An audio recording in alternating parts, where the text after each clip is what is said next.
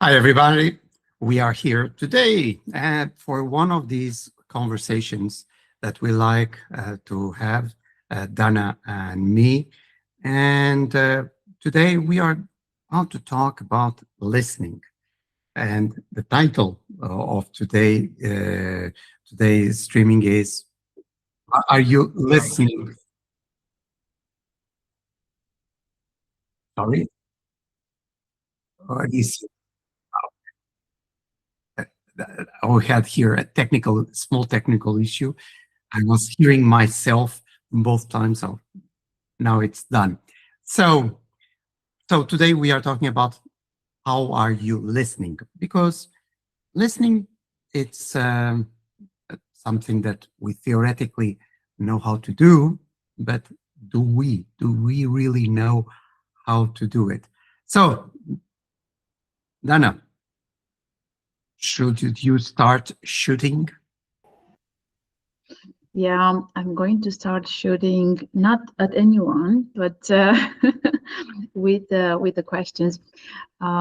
First of all, our audience probably know that myself and Joe are international speakers, and we guide people um, to achieve their objectives in terms of success in their business and also productive speaking and listening. Today is about listening. So, how do we listen? How the emphasis is on the how. So, in this direction, Philip, I'm sure you have extensive experience from your international conferences, and we would like to learn from you whether you've noticed what could be one of the biggest distractions that keep people from listening authentically? Okay, this is a very up-to-date thing because nowadays we have too much stimulus Mhm. going around.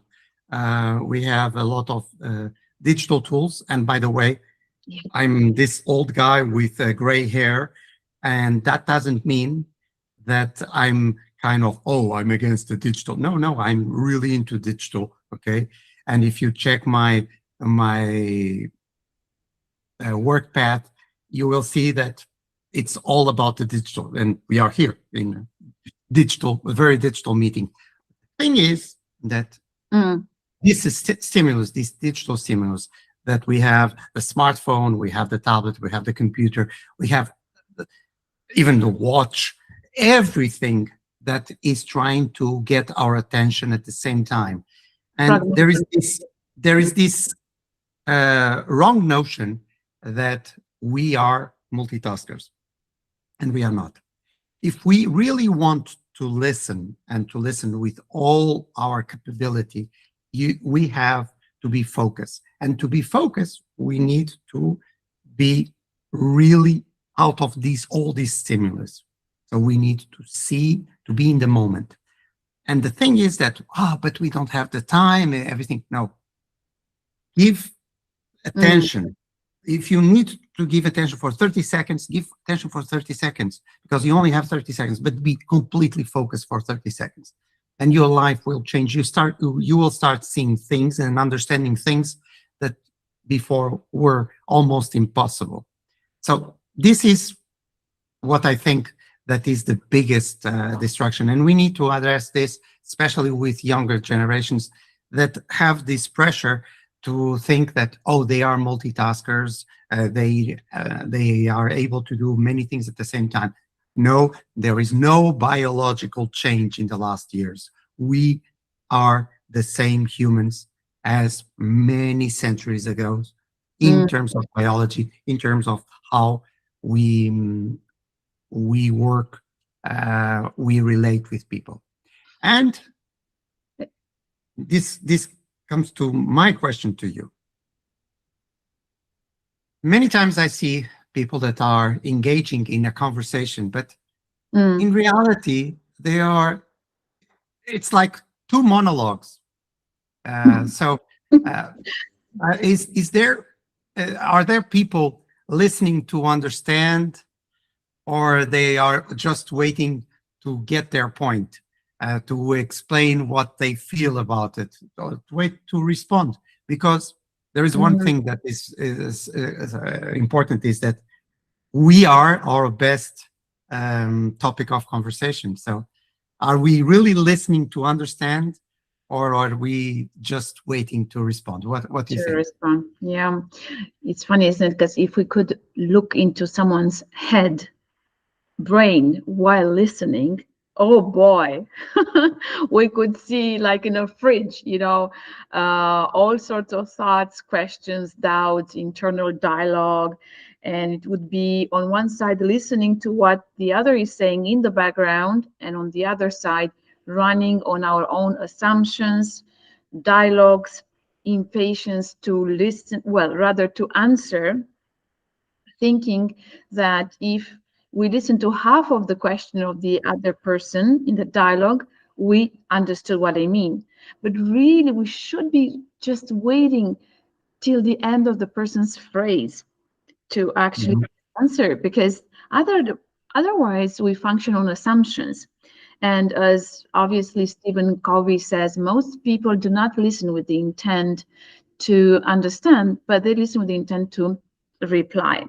So as an NLP coach, I feel like pointing out that if you listen to reply, then you only listen through your own assumptions and critical thinking, but you will not enrich yourself from the other person's knowledge if you don't listen patiently, and if you're not especially curious about the other person's contribution.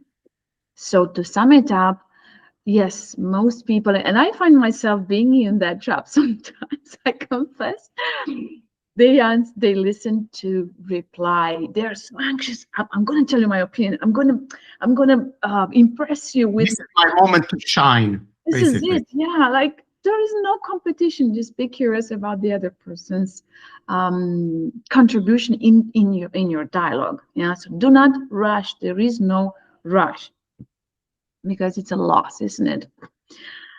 And in NLP, we notice that communication is not only done with words. We have our facial expressions, don't we? We have non-verbal and verbal communication. So let's expand a little bit on that, Philip, from your experience. How do we communicate with our bodies? This all there is, let's say, the academic data on that, and there is my own experience. I have been working in 60 countries in person, so interacting with people that speak languages that I don't understand a word. And one of the things that I study that, and I can say it from empirical experience, is that really communication is much more than words that we say. By all means. Theory says like 93% of communication between human beings is nonverbal. And I can testify that. I created bonds with people that we didn't talk, and this even before Google Translator, because Google Translator helps with the wording, let's say, but I created bonds with people that were very strong, even though we didn't understand each other. This is it. This is proof that it can be done. It can be done. It can be done. And it's quite remarkable how it works, because the thing is that the nonverbal communication has this possibility of creating the empathy. You create much more empathy with nonverbal communication than with the words. So when two humans communicate, they are doing a transfer of emotions. So a classic example, somebody is doing a presentation and that person is messing up the presentation, very nervous and everything. It can happen. The whole audience starts to be nervous and to be uncomfortable in that moment. So they mirror the people, the person that is in front. Exactly. So, mirror neurons, exactly. So you really need to understand this. And that's why when I refer to the term listening, I always like to put a word in front, active listening, because listening many times only goes for, I'm hearing the words, but am I hearing the body of that person? Am I hearing what is beyond the words? That's why, for instance, written communication is very complicated. So that's why I prefer, if there is no possibility of meeting somebody face to face, I always say the best way of communicating is like this, okay? Like a video call. This is the best because you have a bit of that nonverbal, not all, because you cannot see the rest of my body. You see me in a position that I don't move so much, but you see my hands, you see my expressions, everything. Micro expressions as well, if one can read. The micro expressions, our face creates a lot of micro expressions. So, and also a tip, if you are doing, for instance, recruitment, and you do it like a distance, like in an online meeting, try to use a video projector and put the face of that person in a huge screen. So what you said about micro expressions starts to be macro expressions. So they will be more noticeable during the interview process. So you really, really need to address this in order to listen better. So to have a complete listening experience, actually. To have a complete listening experience. Yeah. There is no listening experience that is, let's say, hearing a transcription of what the person says. No, so, exactly. So connected with this, I wanted you to give me a little bit more detail. What specifically we have to pay attention when somebody is speaking? So what is your, let's say, best tips in, okay, I'm talking with somebody, I'm focusing that person, what should I really pay attention? Just as the founders of NLP say, Richard Bandler and John Grinder, it's not listening only to what the person says, is the how they say it. The how includes what we mentioned earlier, the tone of voice, the pacing, the pauses between words, physiology, the facial expressions, the micro expressions, the posture, and the gestures. Because someone who is trained in communication, in active listening, as you mentioned earlier, will pick these details up and will form an opinion and understanding based on all this complete picture and interaction with the person in that specific dialogue. And so the question maybe should be, what should we be listening to and what should we be focusing on? And are these concepts: words, tone of voice, pace, and physiology, so that we can create more authentic rapport. When you say physiology, you are even talking about how people breathe, correct?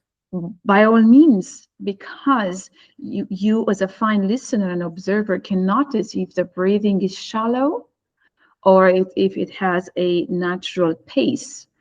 If it's shallow, it might as well indicate something about your speaker, the person you're talking to. Maybe restlessness, maybe they are inclining towards not being prepared on the topic, or maybe feeling even somehow intimidated by your presence. We don't know exactly what's going through people's minds, but what we can do as an active listener is to put them at ease. How do we do that? By mimicking their body posture, mirroring it, adopting the almost identical body posture, and then create... Sorry to interrupt, Dan. This is very important because some people think that is to imitate. Mirroring is not to imitate, because you will make somebody crazy if you are doing exactly the same gestures, the same posture as the other person. They will be not like a monkey. Crazy. We don't mean like a monkey. We just simply mean it with the purpose, finely tuning in their energy, finally tuning in into their body posture, because then the mind, the brain of your listener perceives the message. I'm being seen, I'm being understood, and I'm at ease. And when people are at ease, they open up more easily, and so you can build a rapport that is successful, and it's a win-win on both sides. So I think we got some good advice out there, things that are practical that you can use to be a better listener. So our time is up. Oh, So no. Dana, time goes very fast in our conversations. The good thing is that we have it from time to time, and we will have it probably next month again, and as we do once a month. So keep tuning, and you will get some information about what will be the next topic. And come with So, suggestions Dana, if you wish to. yes, And yeah, please put on the comments, like and subscribe, like all like and YouTubers say. And do come towards us if you feel we can guide you one-to-one in sessions, Yeah, of so course. that you reap the benefits of our experience. It's our work, basically. Great. Okay, Dana, thank you very much for another interesting session, Thank you for and having me. see you soon. Maybe, you never know, in Romania. So, bye-bye. Goodbye for now.